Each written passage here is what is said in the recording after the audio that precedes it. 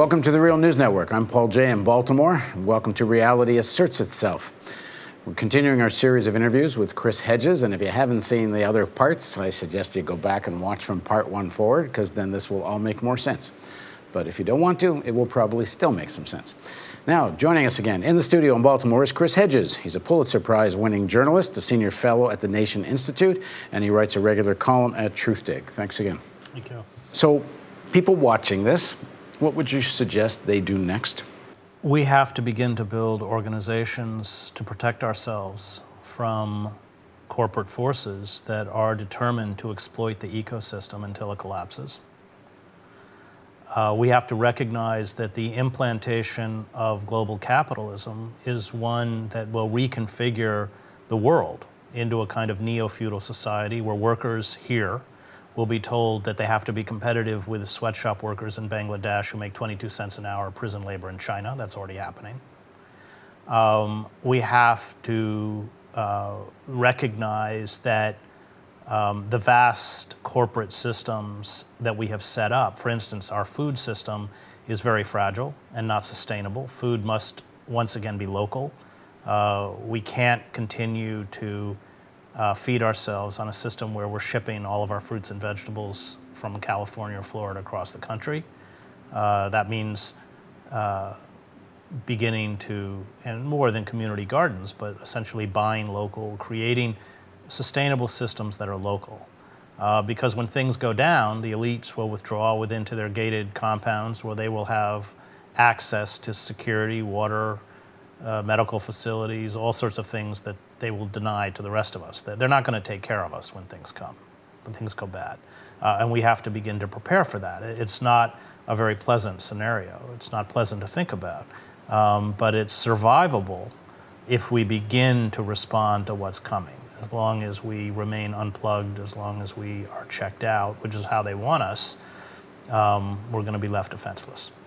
Some of what you've suggested, people are doing.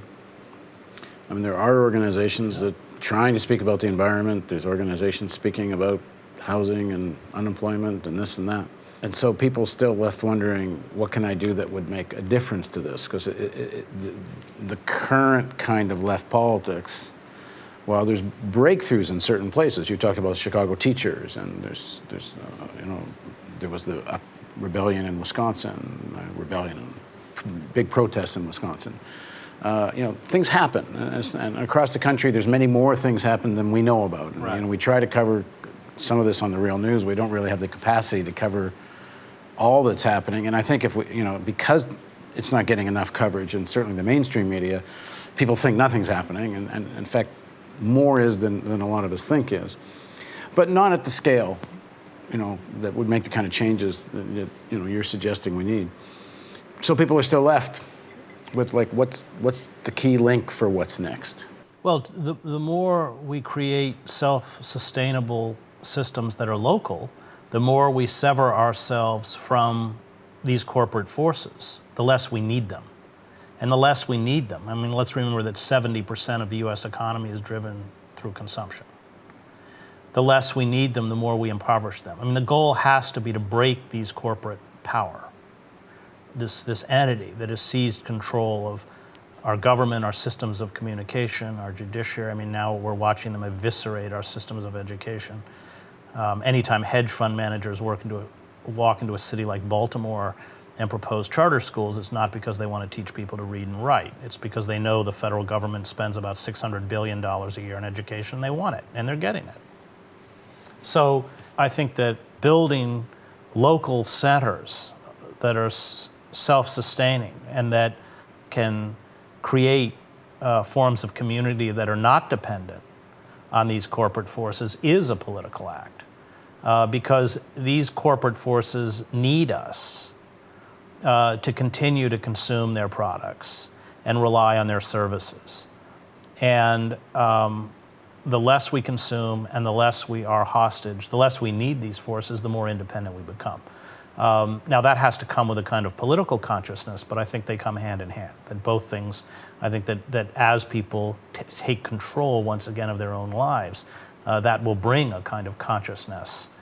Because these corporate forces, especially if they begin to feel threatened, are going to see these acts as political acts and are going to move, as we have seen corporate farming move against organic farming. They are going to move to try and destroy these forces. One of the things I don't think the left talks about very much in the United States and Canada and maybe in many countries for different reasons, they don't often talk about who owns stuff. There's a lot of talk about lack of fair distribution. There's a lot of talk about the power of the state, and all rightly so. But who owns stuff doesn't get talked about that much. And in the piece you wrote, in terms of you said this gravest mistake is not articulating a vision of what a democratic socialism might look like. Right. And you talk about nationalizing the energy companies and other kinds of things like that. Is part of what's missing is that doesn't seem to be part of the left discourse in any kind of unified way. Like, you have a big protest, there's like 30 different things get talked about in terms of demands and issues. I mean, what got the Brazilian thing going recently was very specific. It was bus fares. Right. And in Quebec, it was tuitions. Right. And here it's like, there's always like 30 things, and then you have a debate about why isn't it more focused, and it becomes a virtue not to be focused. Well, because, as somebody who identifies himself as a socialist, I have no voice in the mainstream. You're not going to hear my voice. To even call yourself a socialist in this country is to essentially remove yourself from the acceptable parameters of public discourse. Including in the movement. The movement is so fractious, and the movement is so diffuse that, I think, let's go back to the Occupy movement. I think a lot of that is, I look at it as a very kind of new, green, maybe even immature expression, but it's a beginning. If we are going to build effective social and political movements that defy power, they're going to have to do a lot of things that were not done in Occupy, like become very disciplined and focused and delineate between what is right and wrong. I mean, part of the Occupy movement is they had that kind of bourgeois, liberal notion of tolerance. Everything is okay. Well, everything isn't okay. If we're going to build a political force that is going to counter systems of power that seek to destroy us, some things are not acceptable and some things are acceptable. And I think many of the Occupy activists, and I was associated with the Wall Street movement, Zuccotti, really came to that understanding. I mean, they lost control of the park when the individual tents went up. Activists were spending all night in de-escalation teams to stop fights. When the drugs came in, the cops were dropping off homeless people. They were taking people out of Rikers and dropping off it because they knew that they could overload the system to destroy it. And they did, coupled with all the infiltrations and surveillance and everything else. So we're just beginning. And I think part of that is a political maturation that begins to articulate what it is that we want. At least they know what they don't want. They don't want ExxonMobil determining our children's relationship to the environment. But that really means that we have to destroy ExxonMobil. You got to change who owns stuff. Well, you have to nationalize. You have to build an energy system that is responsive to the needs of the citizenry, not to a corporate board, which is awash in tens, if not hundreds of millions of personal wealth. And so I think that's coming. I think those questions are being asked. I think we're in this kind of strange period when the language we use to describe our economic and political system no longer matches the reality. I mean, laissez-faire capitalism. We don't live in a system of laissez-faire capitalism when the federal government bails out these institutions to the tunes of trillions of dollars and then keeps pumping out free money from the Fed and handing it to. It's not laissez-faire capitalism, and yet I'm sure that if you went to Wharton or Harvard Business School, they would still be teaching this fictional system. And we haven't yet moved into a period where the vocabulary we use to describe our reality matches that reality. And that's always a revolutionary period, because there's a disconnect between the way we speak about ourselves and the way we actually function. And that's where we are. And so we, in many ways, are searching for the words to describe what's happening to us and then to articulate another vision of where we want to go. And we haven't gotten there yet. I may be well proved wrong on this, but I think the emperor has no clothes moment is that I think the older of us who grew up in the Cold War and have all the memories of all this, we're way more hung up on the word socialism than young people are. I don't think they're very hung up on it. And there was a really interesting moment in the 2008 elections.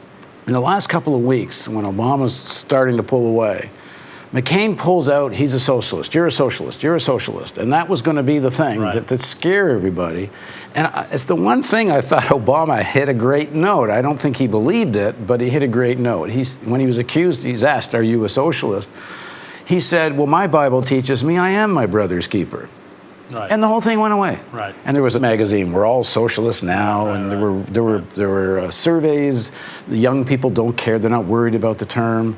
I mean, one of the great achievements I thought of Occupy was you could actually talk about capitalism as a system. Right. But then you also got to talk about an alternative. Right. I think Occupy was getting there.